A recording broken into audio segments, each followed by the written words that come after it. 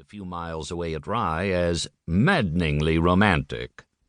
When Dell had repeated this to Caroline, both agreed that although antiquity might indeed be instructive, exotic, even touching, no couple so aged could ever be romantic, maddeningly or otherwise. But then the celebrated expatriate Mr. James was like some highly taught musical string of feline gut, constantly attuned to vibrations unheard by cruder ears. Yet old as Mrs. Cameron was, Caroline could not help but admire the slender waist, which seemed unstayed.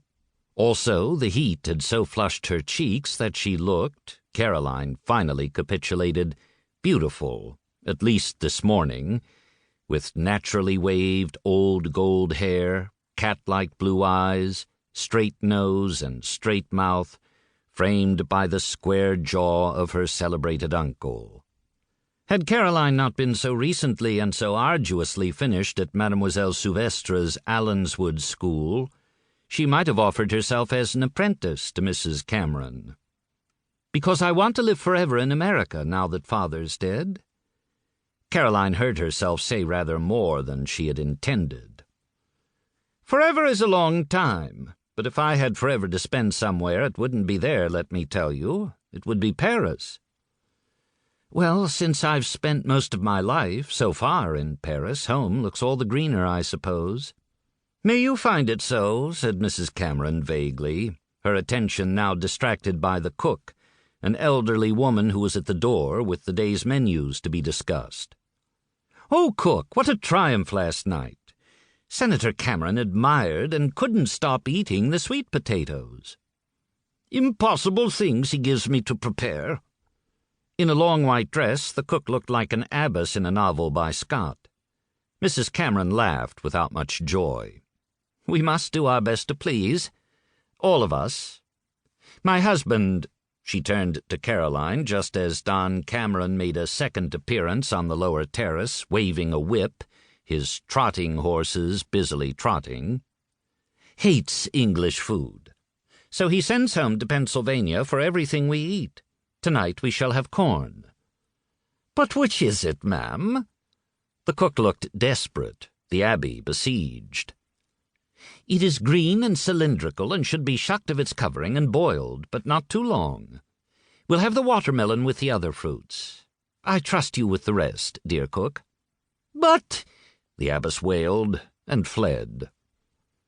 Mrs. Cameron sat on a sofa beneath a Malay portrait of a lady of the previous generation, and looked in her yellowy white lace as if she too belonged to that earlier time, before the new era of loud clattering railroads, sinister silent telegraphs, garish electric lights.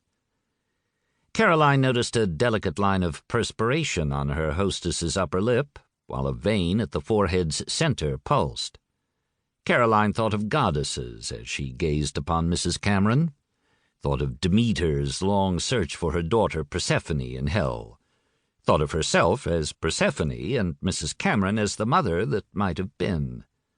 On the other hand, was she herself in any sense in hell? And if she was, would Mrs. Cameron rescue her? But Caroline was quite aware that she had never really known anything except her life just as it was.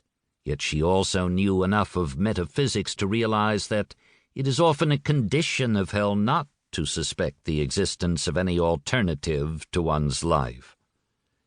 Caroline had gone from nuns to a freethinkers' school. From one concentric ring of hell, she now decided, to another. Yes, she was in hell, or Hades at least, and though regnant over the dead, she eagerly awaited the Earth Mother Goddess to free her from death's embrace and restore, oh, the glamour of Greek myth, springtime to all the frozen world above. A shaft of bright morning light suddenly made Mrs. Cameron's face glow like pink Parian marble, made the hair gold fire, prompted the goddess to turn her glittering blue gaze on Caroline and say, "Now for the oracle," thought Caroline. "The next thing she says to me will change my life, liberate me from the underworld." "I allow the servants exactly 8% for graft, but not a